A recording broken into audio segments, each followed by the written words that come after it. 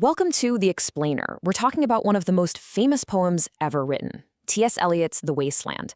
But what if I told you that for 100 years, we've been missing a huge hidden meaning?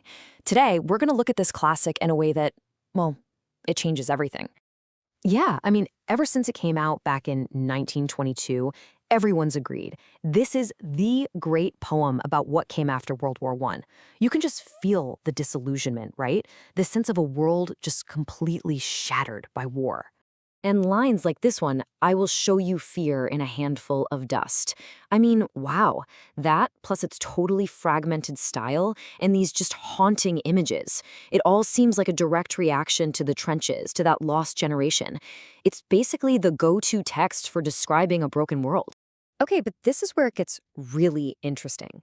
What if there's another fear haunting this poem? A new way of reading it suggests we've missed a massive piece of the puzzle. And honestly, it's a piece that has become incredibly relevant to all of us right now. All right, so let's start with what we thought we knew. For about 100 years, literary critics have looked at The Wasteland through a few main lenses. And you know what? On the surface, they all make a ton of sense. So, the usual takes connect all those images of corpses and bones and just this general feeling of malaise to the war or to culture falling apart, or even to Eliot's own really messy personal life. But what if they're all missing the elephant in the room? Because right as Eliot was putting this masterpiece together, something else was happening.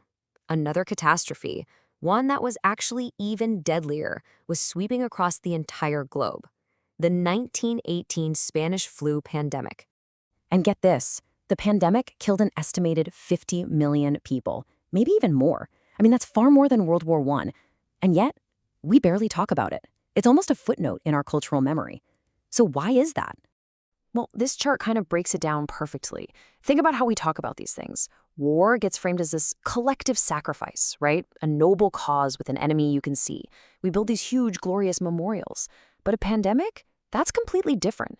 It's this lonely, individual battle against an invisible enemy. It's private suffering, a tragedy that feels senseless. How do you even build a memorial for something like that? So, that's the big question, right? Was this forgotten plague actually on T.S. Eliot's mind when he was writing? Well, to figure that out, we can turn to his personal letters. And they give us a pretty massive clue. And look, this isn't just some wild theory. We have proof.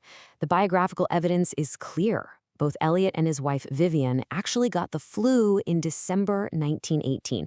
We're talking smack in the middle of the pandemic's absolute deadliest second wave. The virus was so much a part of his world that he started using it as a metaphor for other things. He actually called the sickness in his marriage and his chaotic home life a domestic influenza. That just shows you how deeply the pandemic had wormed its way into his own personal language for pain and suffering. And then there's this quote from 1921, and wow, it is just chilling.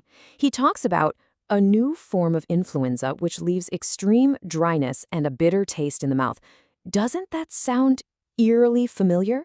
That's a direct line from what he was feeling a century ago, straight to our own recent experiences. Okay, so once you have this clear biographical evidence, the poem's really strange, disorienting language, it starts to look less like some abstract artistic choice, modernism, and a lot more like something very, very specific. And that specific thing is delirium. That state you can get in with a really high fever, where you're restless, confused, maybe even seeing things that aren't there? That's delirium. And this is the absolute core of this new reading. What if the wasteland is basically a fever dream? What if that fragmented, jumpy structure isn't just a metaphor for a broken culture, but it's actually mimicking delirium logic? The way your mind just leaps all over the place when you're incredibly sick. Suddenly, famous lines just click into place in a whole new way. Take the line, burning, burning, burning. Maybe it's not just some deep spiritual thing. Maybe it's literally the physical sensation of a body on fire with fever. Or what about these bizarre, almost hallucinatory images? And crawled head downward down a blackened wall. That sounds exactly like the scary, twisted vision someone might have when they're delirious. The world is literally turned upside down. And this one? Drip, drop, drip, drop, drop, drop. That constant, relentless focus on water, it's not just about a barren landscape. It could be about the agonizing dehydration that comes with a fever. Your mind is just desperate, and it latches onto the sound of water, even if it's not really there. The whole poem is also just soaked in this feeling of what's called innervation. It's this deep, profound exhaustion. We're talking physical, mental, even moral weakness. It's a feeling Eliot himself wrote about after he was sick. It's pretty much the defining mood of the entire poem. So here's the crucial part. This new pandemic reading doesn't just throw out all the old ones. No, no. The poem is absolutely still about cultural decay and a spiritual crisis. This just adds another incredibly powerful layer, a hidden layer, really. What this suggests is that Eliot, maybe without even realizing it completely, was tapping into this huge unspoken trauma of the pandemic. He was giving a voice to an experience that was just too personal, too hard for people to talk about openly. The pandemic wasn't absent from the poem at all. It was hiding in plain sight, right there in the way the poem is built. And looking at this classic poem in a whole new light really makes you think about our own time, doesn't it? It forces us to ask, 100 years from now, where will people find our pandemic story? How will our experiences be remembered or forgotten? What art, what fragmented stories will be left for them to piece it all together?